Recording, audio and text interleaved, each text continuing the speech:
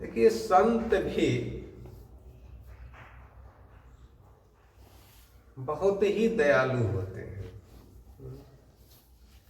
उनके पास अगर कोई आ जाए तो बिना खिलाए नहीं भेजते हैं। जो भी आ जाता है तो कहते हैं कि आप प्रसाद पा लीजिए। अगर उसके ही खाने भर मान लीजिए भोजन है, लेकिन फिर भी अगर कोई आ जाता है तो कहता है कि आप भी खा लीजिए। इसी तरह एक सूरदास मदन मोहन जी हुए। मदन मोहन जी भगवान के भक्त थे, तो उनके पास संतों की टोली आ गई। नियम है कि अगर कोई भी दरवाजे पर अतिथि आया हो तो उसको भोजन कराना चाहिए। ये नहीं कि अपने खा ले और बेचारे अतिथि इसी तरह पड़े रहे। तो राजा के वह अमीन थे और लोगों की यात्रा ज्यादा आ गई। अब वो सोच रहे हैं कि उतने धन तो मेरे पास है नहीं कि लोगों का मैं सेवा कर सकूं, खिला सकूं। तो जो राजा का कोष का जो धन था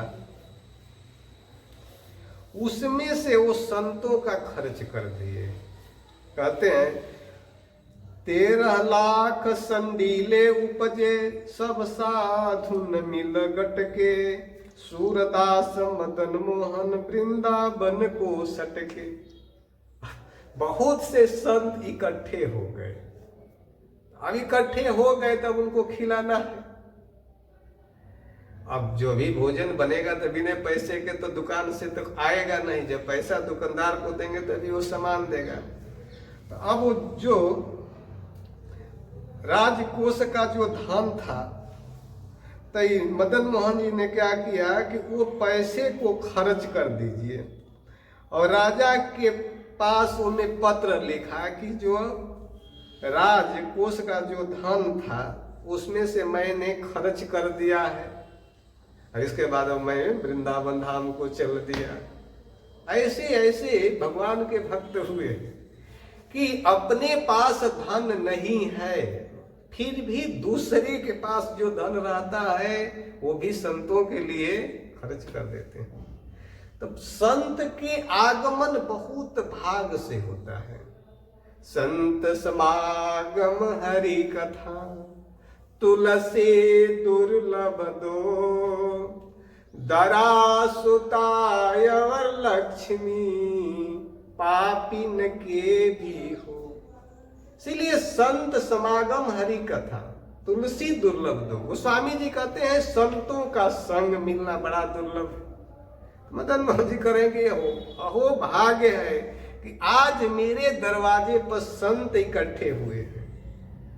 देखिए भाई, संत का तो मार्केट में बिकते नहीं है। मजदूर तो मिल जाएंगे मार्केट में, उन लोगों का भी एक जगह इकट्ठे, वो लोग भी इकट्ठे हो जाते हैं, चौक पर इकट्ठे हो जाते हैं। तो किसी को लेबर चाहिए, किसी को मिस्त्री चाहिए, तो वहां से लोग अपने अपने काम कराने के लिए दे जाते हैं। तूने कहा संत समागम हरि कथा, तुलसी दुर्लभ दो। गोस्वामी जी कहते हैं कि संतों का जब तक संग नहीं मिलेगा तब तक भगवान की चर्चा कौन करेगा। इसलिए भगवान की कथा को सुनाने वाले कौन होते हैं? संत होते हैं। मदन मोहन जी कह रहे हैं कि आज अहो भाग है कि मेरे पास खुद ही संत चलकर आए हैं, और संत जब चलकर आए हैं तो बेचारे भूखे कैसे दरवाजे पर रहेंगे। इसलिए कोई भी संत किसी के पास अगर चला गया तो गृहस्थ का धर्म होता है कि संतों का सबसे पहले भोजन कराए। इसीलिए उन्होंने कहा कि दरा सुता व लक्ष्मी पापिन के भी, जो शराब पी रहा है, मांस खा रहा है, गलत कर्म कर रहा है, उसके पास भी स्त्री है, पुत्र है और धन है। लेकिन वहां पर संत और भगवान की कथा ये दुर्लभ है। इसलिए संत अगर कतो आ गए तो सबसे पहले उसको भोजन कराना चाहिए, उसको बैठाना चाहिए, उसकी सेवा करनी चाहिए। तो ये कह रहे हैं कि मेरा सौभाग्य है कि आज संत खुद चल कर आए हैं, तो राजकोष का जो धन है संतों में लगा दो।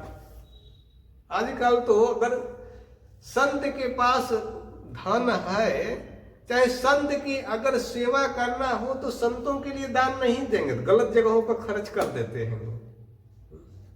कोई गाने बजाने वाले आ गए, वहां लोग खर्च कर देंगे गलत जगहों पर। जैसे मान लीजिए कथा का आयोजन है, तो कथा का आयोजन है तो भगवान की वहां भक्ति प्राप्त होने का एक साधन बना रहे हैं, वहां पर साधन आपको मिल जाएगा। वहां भगवान के कथा श्रवण करेंगे, भगवान को पाएंगे, आपके घर में लक्ष्मी आएगी।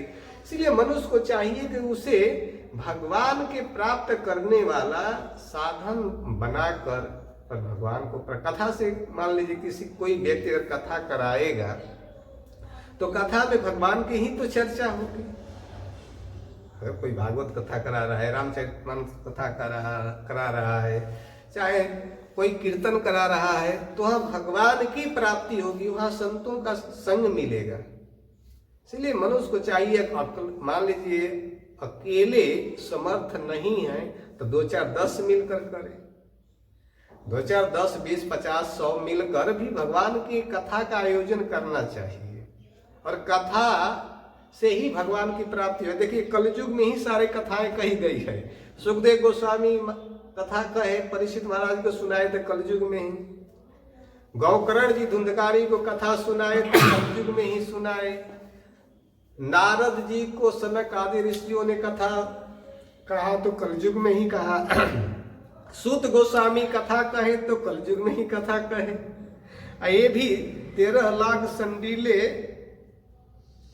उपजे सब साधु मिल घटके, सूरदास मदन मोहन वृंदावन को सटके। तो ये भी 13 लाख संतों का आगमन जो हुआ, चाहे जो भी संत वहां आए तो कलयुग में ही आए। तो संतों के संग प्राप्त करने का जिस व्यक्ति का अगर ठाकुर जी ने मौका दिया है तो समझिए कि वह भाग्य है। इसलिए सब लोगों को मिलकर भागवत कथा का आयोजन करें, राम कथा का आयोजन करें, जिससे भगवान की प्राप्ति हो जाए। अगर अपने पास पैसा नहीं है तो सब लोग मिल जाएंगे तो लक्ष्मी वहां आ जाएगी, जिससे भगवान की प्राप्ति होगी।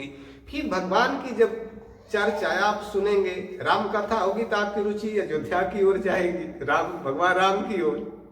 क्योंकि जहां की जो प्रसंग होता है, सभी श्रोतागण ध्यान से सुनिए, अगर राम कथा होती है तो मन कहाँ जाएगा? अयोध्या, माँ सरजू की तट पर। अयोध्या जो बसा हुआ है किसके तट पर है? सरजू महारानी के तट पर।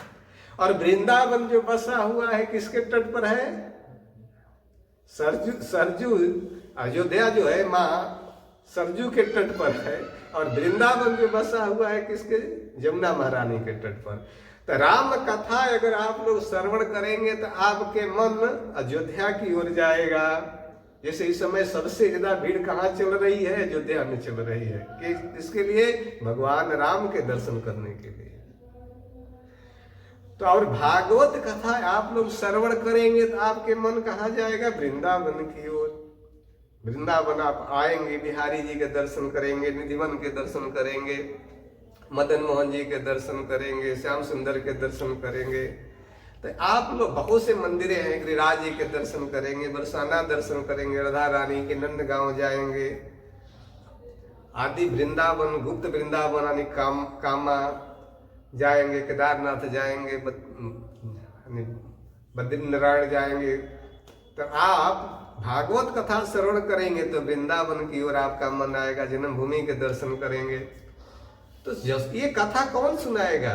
संत सुनाएंगे। इसीलिए आपके पास अगर अर्थ नहीं है तो कुछ लोगों को मिलकर करना चाहिए। हाँ, यह शिक्षा मिल रही है कि अगर मान लीजिए अपने पास समर्थ नहीं है तो संकोच नहीं करना चाहिए। 10 लोग मिलकर भी भागवत का आयोजन करना चाहिए, संतों को बुलाना चाहिए। देखिए कथा का अधिकारी वास्तव में संत महापुरुष ही होते हैं, क्योंकि वो अपना भक्ति जो करते हैं भगवान के, वह अनुभव जनता को सुनाते हैं, तो जनता उसे ग्रहण कर भगवान को प्राप्त कर लेती है।